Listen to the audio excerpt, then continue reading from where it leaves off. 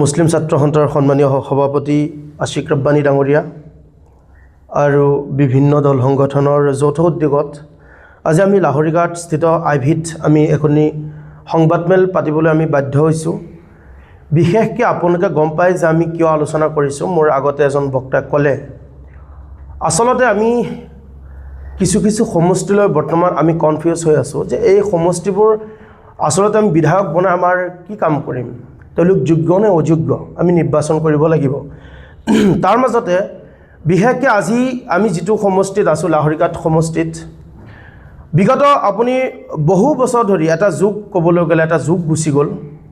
প্ৰয়াত মন্ত্ৰী ডক্টৰ নজৰুল ইছলাম ডাঙৰীয়াত প্ৰতিনিধিত্ব কৰিছিলে। তাৰপিছত বিগত 5 বছৰ 2021 চনৰ পৰা 2025 বৰ্ষ 2026লৈকে তেখেতৰ পুত্ৰ আসিফ মহম্মদ নাজাৰ তেখেতে প্ৰতিনিধিত্ব কৰিছে।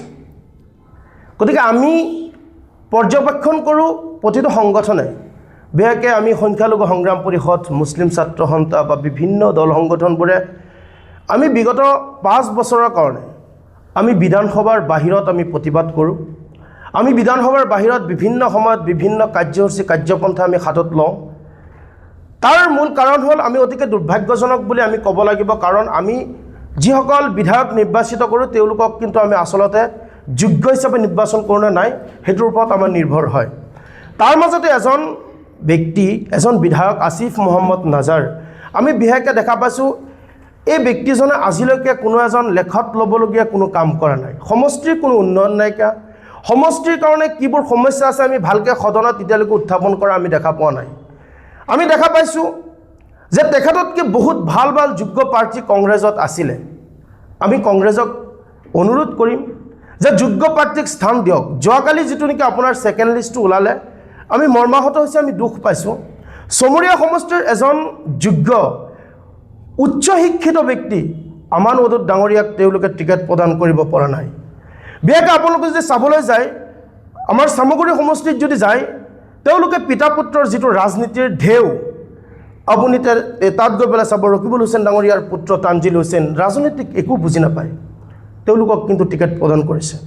একেটা 2021 চনৰ নিৰ্বাচনত কিন্তু আপোনাৰ প্ৰয়াত মন্ত্ৰী ডক্টৰ নজৰুল ইছলাম ডাঙৰীয়াৰ পুত্ৰক দিছিলে, কিন্তু আজিলৈকে আমি তেওঁলোকৰ ভাল কাম দেখা পোৱা নাই। আজি আপোনালোকে জানে আমি বিশেষকৈ আজি সংবাদমেল পতাৰ উদ্দেশ্যটো হ'ল যে আমি আজি ইয়াত সংবাদমেল পাতিছোঁ। আমি লাহৰীঘাটৰ পৰা আমি ক'ব বিচাৰিম, কংগ্ৰেছৰ প্ৰতিজন হাইকমাণ্ডক আমি অনুৰোধ জনাম, এতিয়ালৈকে যিখিনি সমষ্টিত আপোনালোকে প্ৰাৰ্থিত্ব প্ৰদান কৰা বাকী আছে সেই ঠাইবোৰত যাতে অন্তত যোগ্য ব্যক্তিক আপোনালোকে প্ৰাৰ্থিত্ব প্ৰদান কৰে। অন্যথা আমি অসম সংখ্যালঘু সংগ্ৰাম পৰিষদ, মুছলিম ছাত্ৰ সন্থা প্ৰতিটো সংগঠনে আমি তাৰ বিৰোধ কৰিম। কাৰণ আজি ইয়াত আমি দেখা পাইছোঁ 80% মানুহে ডক্টৰ ফৰিদুল হুছেইন ডাঙৰীয়াক তেওঁলোকে কিন্তু তাত বিচাৰি আছে, বা তাতকৈ আৰু তেওঁলোকৰ সমপৰ্যায়ৰ যোগ্য কিছুমান ব্যক্তি আছে তেওঁলোকে দিবলৈ বাধ্য নহয়। আজি এইবোৰ লৈ মানুহ কনফিউজ হৈ থাকে।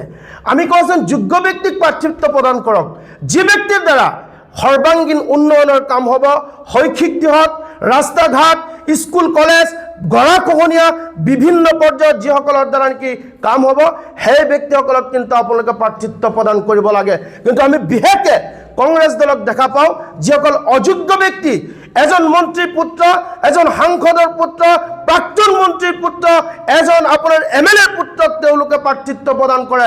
আপোনালোকে যদি চাবলৈ যায় আপোনাৰ মাৰ্ঘেৰিটাৰ মাজত যদি যায় বদ্যুৎ বৰদলৈ ডাঙৰীয়া তেখেতৰ পুত্ৰ এতিয়াও মেচুৰ্ড হোৱা নাই ৰাজনৈতিকভাৱে, তেওঁলোকক প্ৰাৰ্থিত্ব প্ৰদান কৰিছে।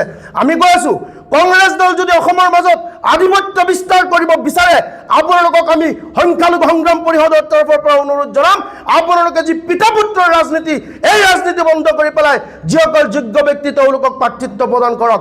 অন্যথা আমি অসম সংখ্যালঘু সংগ্ৰাম পৰিষদৰ লগতে প্ৰতিটো সংগঠনে প্ৰতিটো সমষ্টিত আপোনালোকৰ যিসকল বিশেষকৈ সংখ্যালঘু লিডাৰসকলৰ বিৰুদ্ধে কিন্তু কংগ্ৰেছীসকলৰ বিৰুদ্ধে আমি থিয় হৈ তাৰ প্ৰতিবাদ কৰিম, কাৰণ তেওঁলোকে যোগ্য প্ৰাৰ্থী আমাৰ সমষ্টিবোৰত তেওঁলোকে দিব পৰা নাই।